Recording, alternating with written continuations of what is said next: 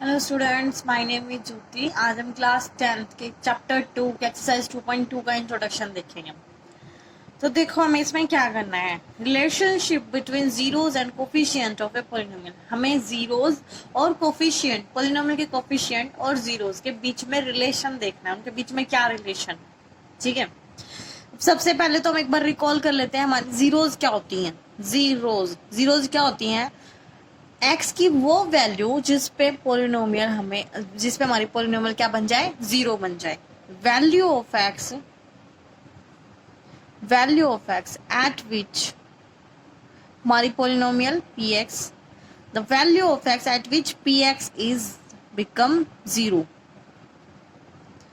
X की ऐसी value जिस पे पोलिनोमियल जीरो बन जाए, उसी को जीरोस बोलते हैं। ठीक है, अब कोफिशिएंट्स क्या होंगे भाई? कोफिशिएंट्स देखो, हम तीन टाइप की पोलिनोमियल पढ़ते आए हैं।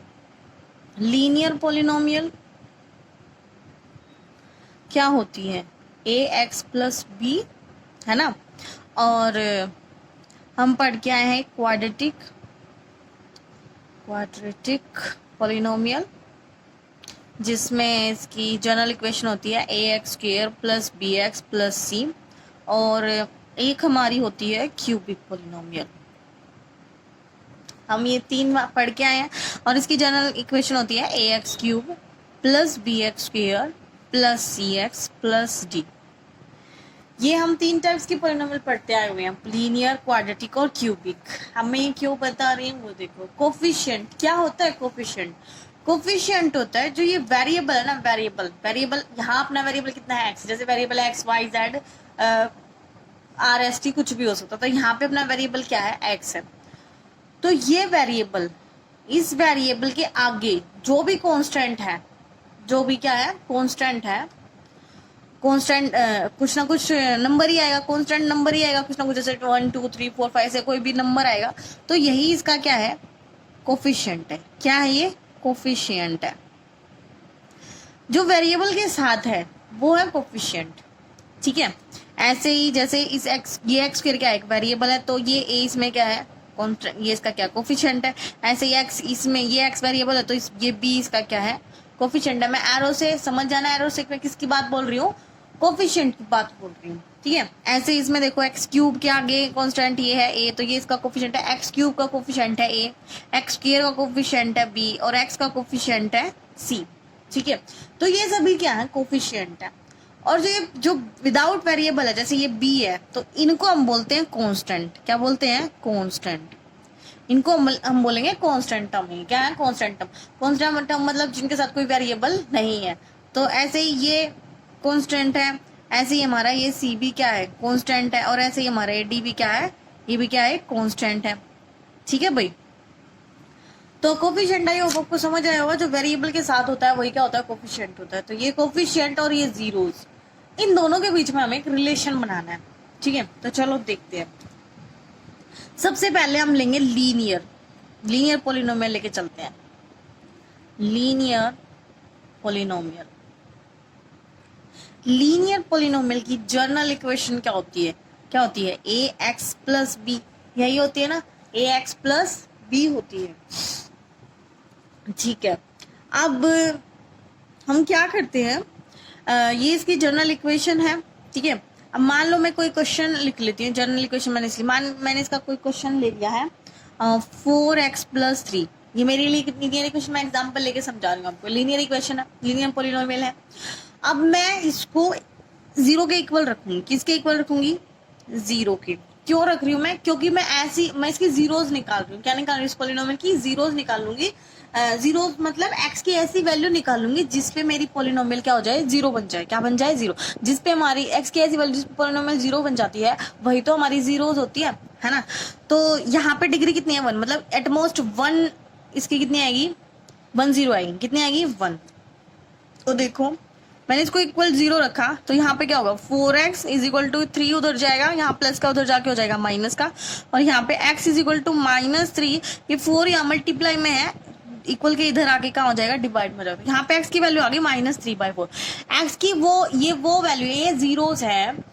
अगर ये x की वैल्यू मैं इस इक्वेशन में पुट करूं, इस पॉलिनोमियल में पुट करूं, तो मेरी पॉलिनोमियल कितनी बन जाएगी? 0 बन जाएगी। ये सब बातें तो हम पिछली क्लास में देख के आए हैं।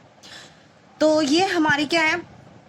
जीरोज हैं। अब हमें बताना relation between zeros and the coefficient, यही बताना है ना। तो ये मेरी जीरोज आ गई, वहां पे हम इतना तो निकाल के आए हैं कि एक्स की कैसे वैल्यू निकालते थे, ये तो मैंने पीछे वाला ही बताया।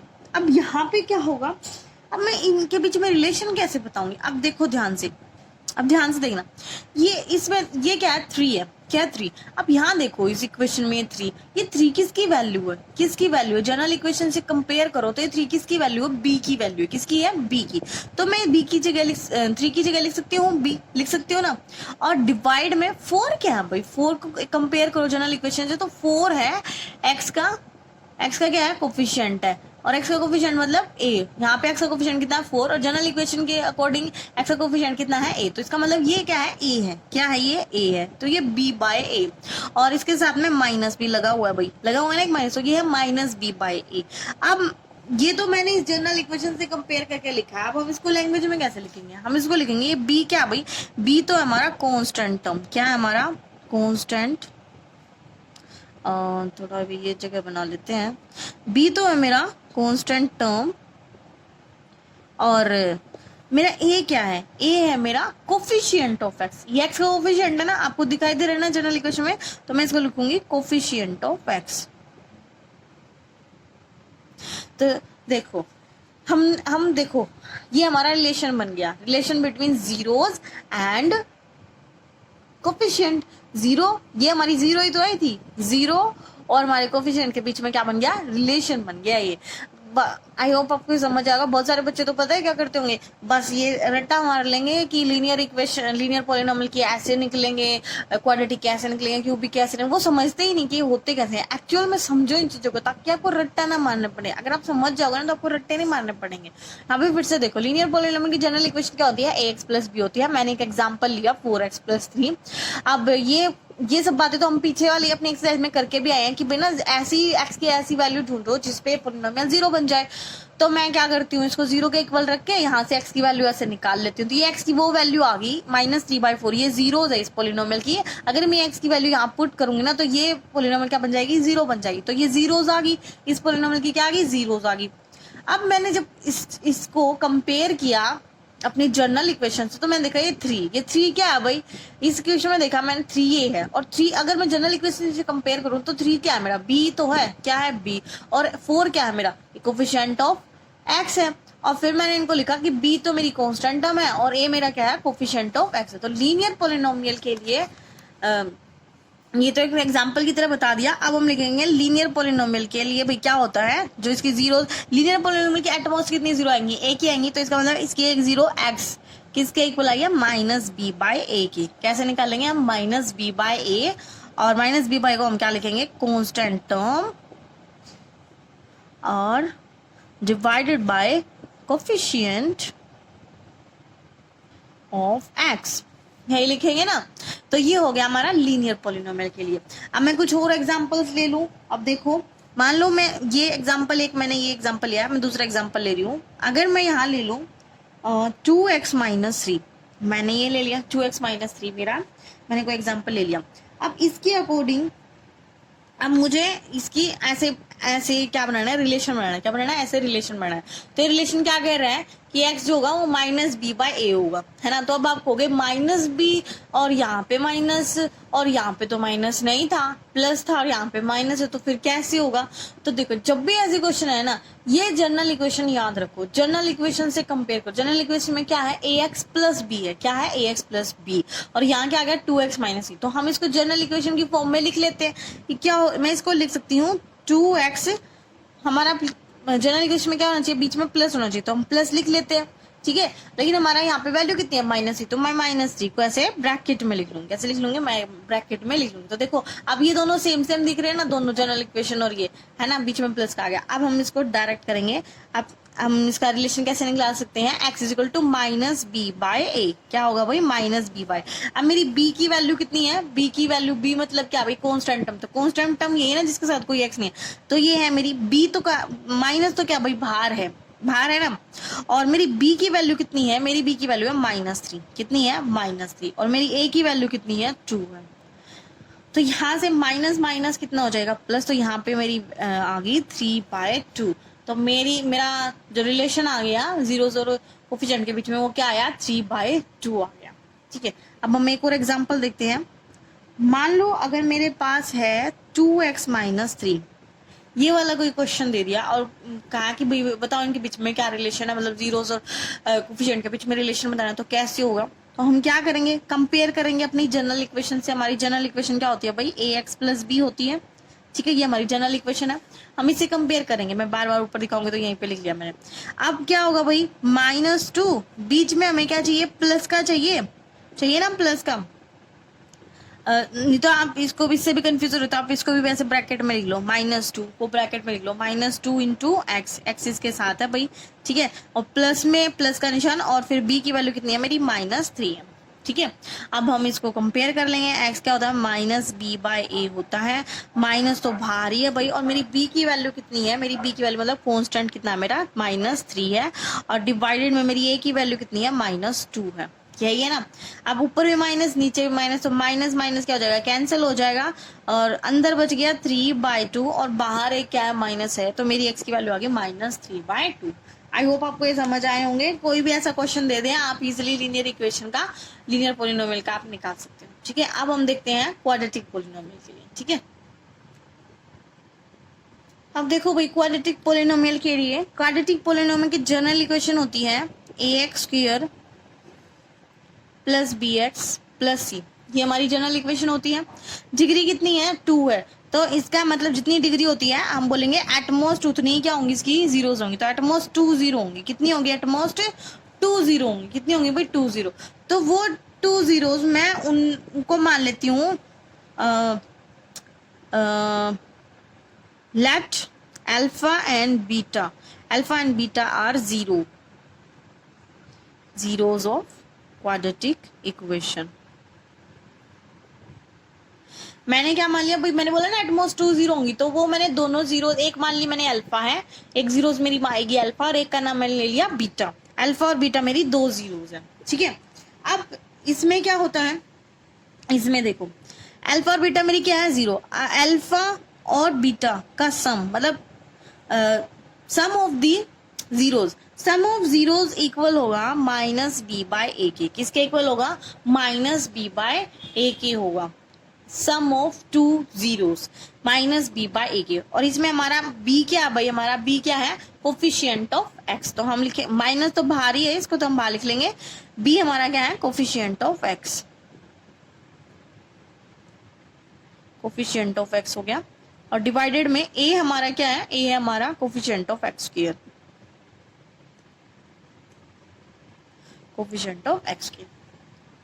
पता है आप बहुत सारे बच्चों को ऐसे करोगे कि सिर्फ यही याद कर लेते हो कि -b/, होता है c/, होता है, ये होता है, लेकिन आपको ना ये भी ध्यान रखनी चाहिए कोफिशिएंट ऑफ x और कोफिशिएंट ऑफ x²। क्योंकि कई बार क्या होता है, हमेशा जरूरी नहीं कि यही वाली ऐसी इक्वेशन दे, वो कई बार ना ऐसे भी दे देता है कि px² + qx + r, ऐसे भी दे देता है। ये भी तो एक क्वाड्रेटिक इक्वेशन है। अब यहाँ पे आप ना आपको a दिख रहा, ना आपको b दिख रहा, ना c दिख रहा, तो कैसे लिखोगे आप। तो आपको ना ये सब याद होने चाहिए कि कोफिशिएंट ऑफ x, तो यहाँ पे हम इजिली x बता सकते हैं कोफिशिएंट ऑफ x कितना है, q है, और कोफिशिएंट ऑफ x² कितना है अपना, p है। तो हम लिखेंगे q/p, ऐसे ही लिखेंगे ना, माइनस ऑफ q/p। ठीक है, तो आपको ना ये सब बातें ध्यान रखनी है कि कौन किसका कोफिशिएंट है, किसकी वैल्यूज है। ठीक है, तो ये तो हो गया अपना सम ऑफ द जीरोस। अब एक और होता है प्रोडक्ट ऑफ द जीरोस हमारी क्या है, अल्फा और बीटा, तो इनकी प्रोडक्ट, दोनों की प्रोडक्ट अल्फा और बीटा किसके इक्वल होगा, ये होगा हमारा c/a के। किसके होगा, c/a। और c हमारा क्या है, जनरल इक्वेशन से कंपेयर करें तो c है मेरा कांस्टेंट टर्म। क्या है, मेरी कांस्टेंट टर्म है, तो c है भाई कांस्टेंट टर्म, और a हमारा क्या है, इसमें कोफिशिएंट ऑफ x²। क्या है, coefficient of x²। I hope आपको ये समझ आए होंगे। क्वाड्रेटिक इक्वेशन में 2 जीरोस होती हैं, तो दोनों को ध्यान से देखो, sum of the zeros and the product of the zeros. Sum of the zeros होता है -b/a, और प्रोडक्ट ऑफ दी जीरोस होता है c/a। ठीक है, एक ये हो गया, एक लीनियर पोलिनोमियल होगा, एक क्वाड्रेटिक पोलिनोमियल होगा। अब हम देखेंगे क्यूबिक पोलिनोमियल। चलो देखते हैं। देखो भैया हम क्यूबिक पोलिनोमियल के लिए देखेंगे। क्यूबिक पोलिनोमियल की पहले हम तो जनरल इक्वेशन लिख लेते हैं। क्या होती है? A X cube plus B X square plus C X plus D. अब इसकी डिग्री कितनी है? 3 है। डिग्री 3 है, इसका मतलब एट मोस्ट 3 जीरो होंगी। कितनी जीरोज होंगी? एट मोस्ट 3 जीरोज होंगी। इसकी एट मोस्ट 3 जीरोज होंगी। तो हम मान लेते हैं let's alpha beta and gamma are zeros of cubic polynomial. हमने भाई 3 जीरोज आएंगी, तो हमने एक को मान लिया अल्फा, एक को मान लिया बीटा और एक को मान लिया हमने गामा। ठीक है, अब इसमें क्या होगा? अब वो देखो, सबसे पहले तो sum of the zeros alpha plus beta plus gamma, इनका सम इक्वल होता है हमारा माइनस बी बाय ए के। किसके इक्वल होता है? Minus B by. और हमारा ये बी और ए इसमें है क्या? हम इसे कंपेयर करेंगे। बी मेरा क्या है? Coefficient of x square. क्या है भाई? Coefficient of x square divided by minus बाहर है भाई, माइनस को बाहर लिख लेना। और ये मेरा क्या है? Coefficient of X cube. Coefficient of X cube. ठीक है, ये हमारा हो गया sum of the product, sorry sum of the zeros. अब एक और होता है, एक तो होता है सम ऑफ जीरोस और एक होता है प्रोडक्ट ऑफ दी जीरोस। मतलब अल्फा बीटा और गामा तीनों की क्या हो जाएगी? प्रोडक्ट हो जाएगी। और इसमें एक और भी होता है, वो होता है product of 2 zero and then sum. Product of 2 zero मतलब ये दो जीरोस की प्रोडक्ट और फिर उनका सम। मतलब ऐसे अल्फा बीटा प्लस बीटा और गामा की मल्टीप्लाई प्लस अल्फा और गामा की मल्टीप्लाई। ठीक है भाई, इनका सम हमारा इक्वल होता है सी बाय ए के। किसके इक्वल होता है? सी बाय ए के। और जो हमारी प्रोडक्ट होती है वो होती है हमारी माइनस डी बाय ए। ठीक है, अब हम देखेंगे सी बाय ए क्या भाई? सी मेरा क्या है? कोफिशिएंट ऑफ एक्स है। क्या है मेरा? कोफिशिएंट ऑफ एक्स है। और मेरा ए क्या है? ए है मेरा coefficient of X cube. Coefficient of X cube. ठीक है, अब इसको देख लेते हैं। डी डी मेरा क्या है भाई? डी है मेरा कांस्टेंट टर्म। क्या है मेरी? Constant term. इसके आगे क्या है? माइनस को बाहर रखेंगे और डी मेरा क्या है? कांस्टेंट टर्म है।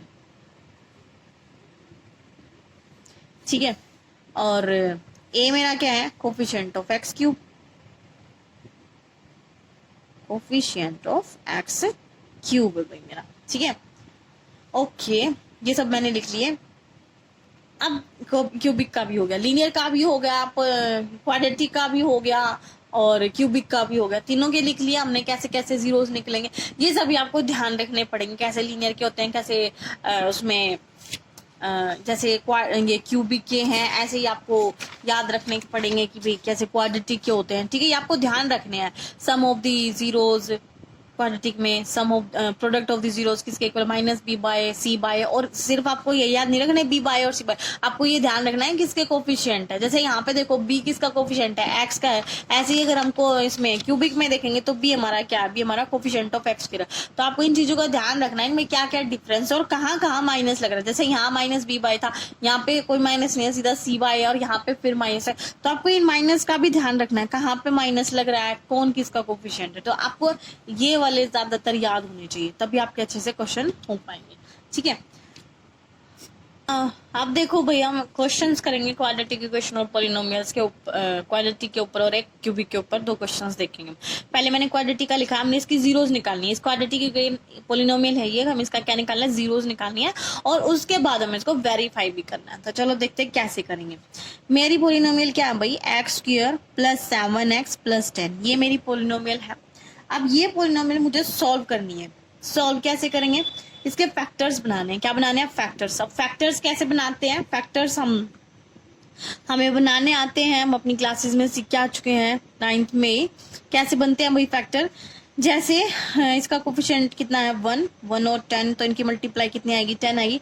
तो मुझे ऐसे दो नंबर सोचने हैं। डिग्री कितनी है? 2, तो 2 ही जीरोस आएंगे। तो मुझे ऐसे दो नंबर सोचने हैं कि जिनको मल्टीप्लाई करने पे तो 10 आए और उसको ऐड या सब्ट्रैक्ट करने पे 7 आए। तो दो ऐसे नंबर सोचो। तो ऐसे दो नंबर होंगे, एक तो 5 होगा और एक क्या होगा? 2 होगा। अगर इन दोनों की मल्टीप्लाई होगी तो 10 आएगा और इनको ऐड करेंगे तो कितना आएगा? 7 आएगा। तो यहाँ इसमें रख लेते हैं हम एक्स स्क्वायर प्लस, कहाँ रखने हैं? 5 और 2 7x की जगह रखने हैं। ठीक है, कोफिशिएंट ऑफ एक्स जो भी है उसकी जगह पे रखने हैं। तो यहाँ पे लिखेंगे हम आप 5x प्लस 2x प्लस 10। अब हम क्या करेंगे, इसमें से कुछ कॉमन ले लेते हैं, ऐसे इन दोनों में से ऐसे ऐसे कॉमन बना लेते हैं, दो दो के जोड़े बना के।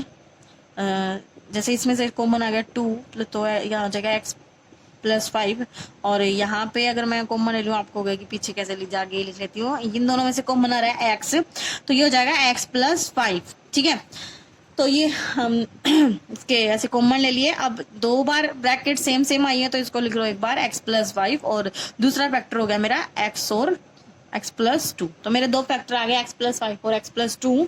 अब क्या करते हैं, या तो ये 0 या ये 0, दोनों को 0 के इक्वल रखते हैं। x प्लस 5 को 0 के इक्वल रखो और x प्लस 2 को भी 0 के इक्वल रखो। तो यहाँ से मेरी x की कोई वैल्यू आएगी, यहाँ पे x की वैल्यू आ गई -2 और यहाँ पे x की वैल्यू आ गई -2। यहाँ पे आ गई -5 और यहाँ पे आ गई -2। तो ये मेरी x की कोई वैल्यू आई है, ये मेरी जीरोज है। क्या है, जीरोज। अगर मैं -5 और -2 यहाँ पे पुट करूं तो मेरी पॉलिनोमियल कितनी हो जाएगी, 0 हो जाएगी। कितनी हो जाएगी, तो ये मेरी क्या भाई जीरोज आ चुकी है ना। तो हमें ये तो निकालने, फैक्टर्स तो करने आते हैं। अब इसने कहा कि वेरीफाई भी करो। क्या करो, वेरीफाई। वेरीफाई कैसे होगा, ये मेरी क्या आई है, जीरोज ही तो आई है। तो मेरी जीरोज मैंने क्या माना था क्वाड्रेटिक में, अल्फा और बीटा माना था। मेरी अल्फा की वैल्यू मैं मान लेती हूँ -5 और मेरी बीटा की वैल्यू कितनी है, -2। अब हम वेरीफाई कर रहे हैं, क्या कर रहे हैं भाई, वेरीफाई कर रहे हैं। ठीक है, तो अल्फा और बीटा दो हमारी जीरोज होगी। क्या कहती है क्वाड्रेटिक में, सम ऑफ दी जीरोज क्या होता है हमारा, सम ऑफ दी जीरोज हमारा होता है -b/a होता है ना, -b/a। अब -b/a यहाँ पे कंपेयर करो भाई, b मेरा क्या है, b मेरा ये है कोफिशिएंट ऑफ x है, कोफिशिएंट ऑफ x है। पहले कंप्लीट लिख लेते हैं, कोफिशिएंट ऑफ x, और a मेरा क्या है, कोफिशिएंट ऑफ x स्क्वायर है। ठीक है, अब यहाँ अगर हम चेक करें तो मेरी b की वैल्यू कितनी है, मेरी है 7। कितनी है, 7। और मेरी a की वैल्यू कितनी है, 1 है। ठीक है, -1, 7/1 होगी। और अब देखो यहाँ पे अल्फा और बीटा, दूसरा क्या होता है, प्रोडक्ट ऑफ दी। तो प्रोडक्ट ऑफ क्या होता है, प्रोडक्ट ऑफ होता है c/a, मतलब ये होता है कांस्टेंट टर्म बाय में कोफिशिएंट ऑफ x स्क्वायर। क्या होता है भाई, कोफिशिएंट ऑफ x स्क्वायर। यहाँ पे देखो भाई कांस्टेंट टर्म मेरी कितनी है, 10 है, और मेरा कोफिशिएंट ऑफ x कितना है, 1 है। कितना है, 1। देखो भाई यहाँ से कंपेयर कर रहे हैं, कांस्टेंट है 10 और कोफिशिएंट ऑफ x कितना है, 1 है। तो ये आ गई -7/1 और 10/1।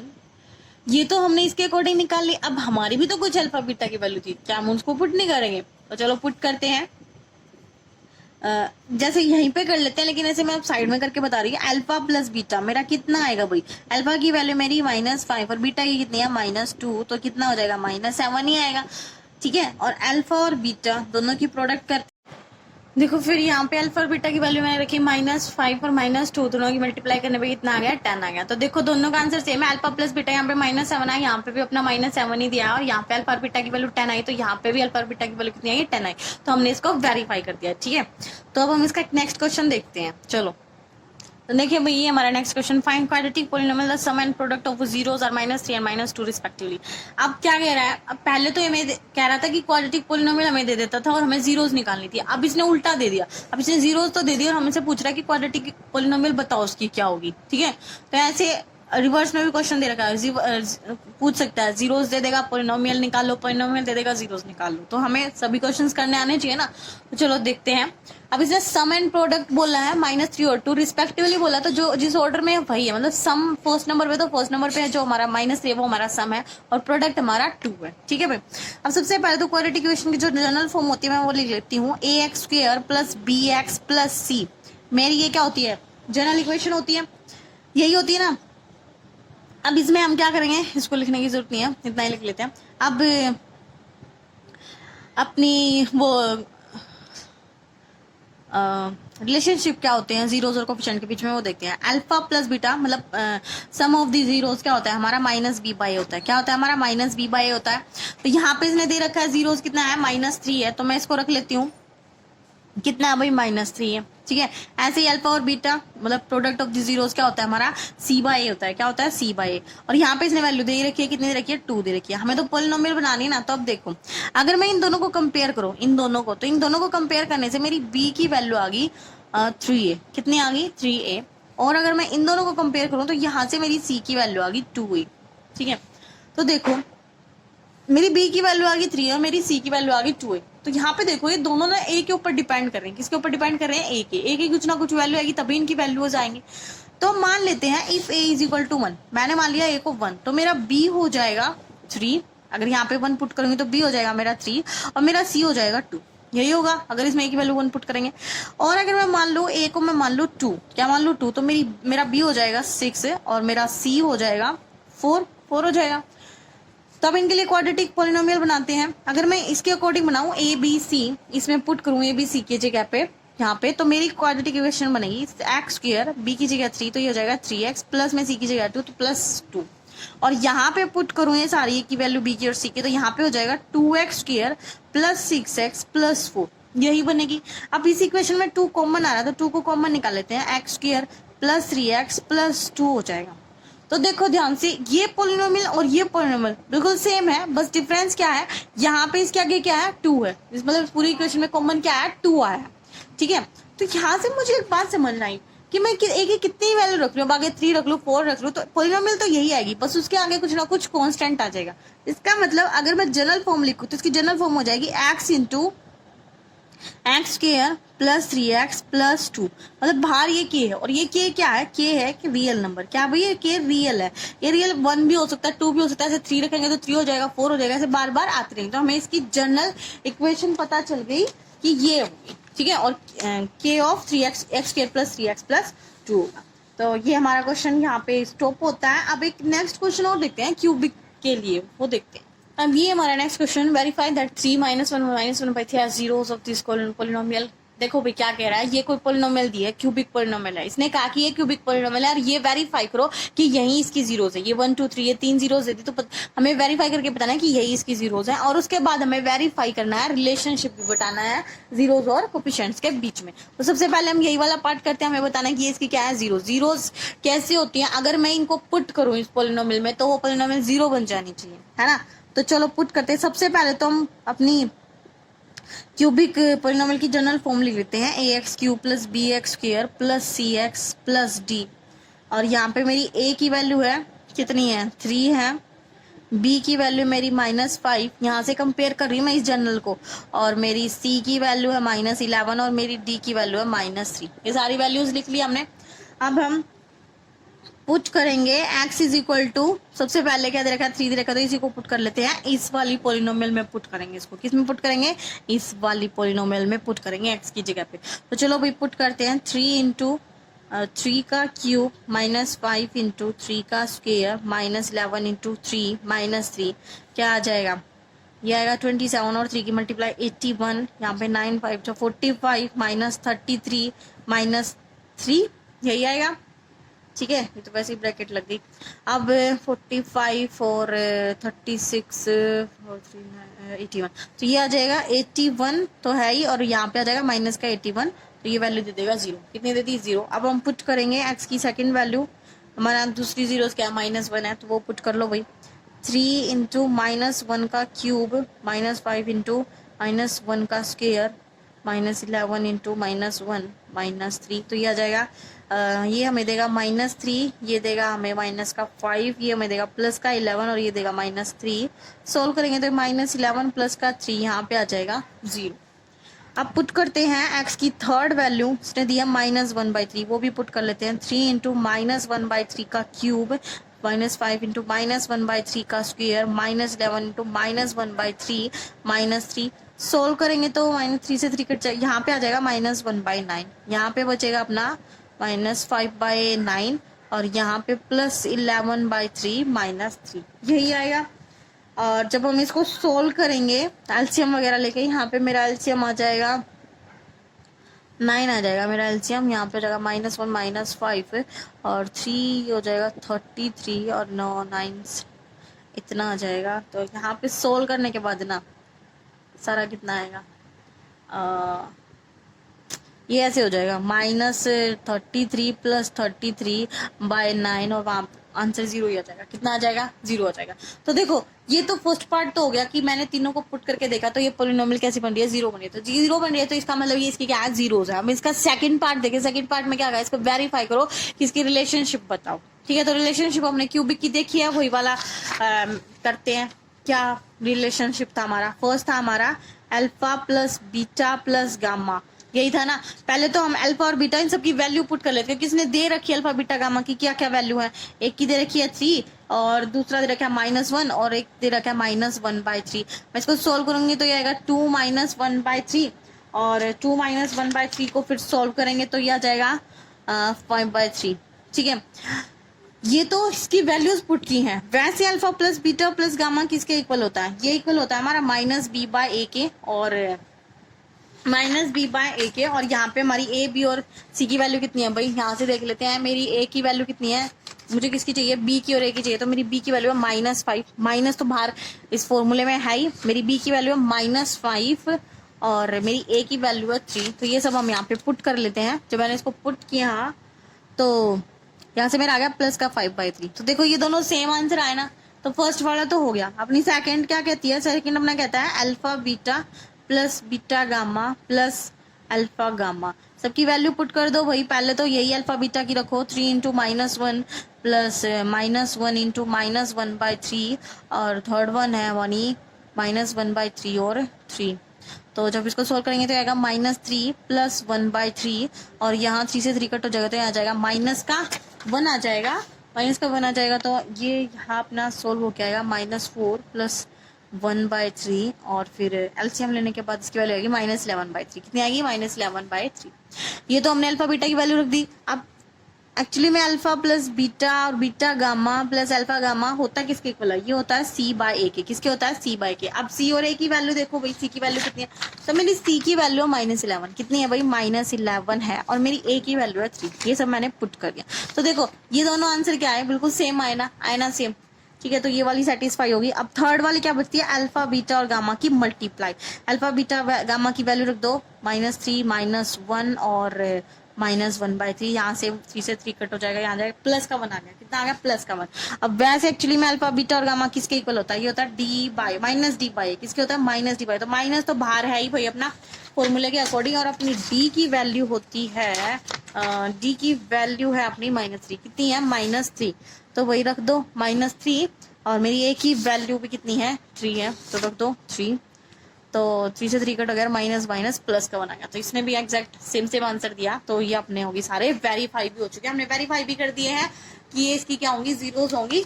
और रिलेशनशिप भी बता दिया हमने कोफिशिएंट और कांस्टेंट टर्म के बीच में। आई होप आपको ये इंट्रोडक्शन पार्ट समझ आया होगा। अपना इंट्रोडक्शन यही पार्ट स्टॉप होता है, खत्म हो चुका है।